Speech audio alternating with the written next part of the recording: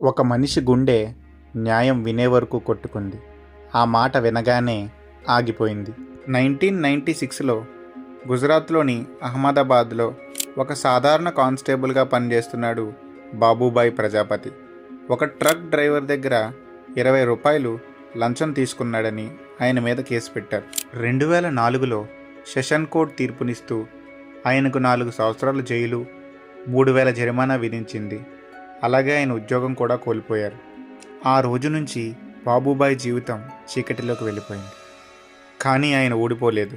నేను నిర్దోషిని అంటూ గుజరాత్ హైకోర్టుని ఆశ్రయించారు. కానీ ఆ కేసు 22 సంవత్సరాలు కోర్టులోనే పెండింగ్లో ఉంది. 2026 ఫిబ్రవరి 4న గుజరాత్ హైకోర్టు బాబుభాయ్ని నిర్దోషిగా చెబుతూ తీర్పునిచ్చింది.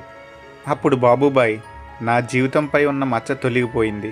ఇప్పుడు దేవుడు నన్ను తీసుకెళ్ళినా నాకెలాంటి బాధ లేదు, ప్రశాంతంగా కన్నుమూస్తా అన్నారు.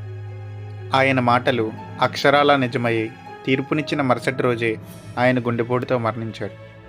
ఈ కథ మీ మనసును తాకితే మన ఛానల్ని సబ్స్క్రైబ్ చేసి షార్ట్ని లైక్ చేయండి.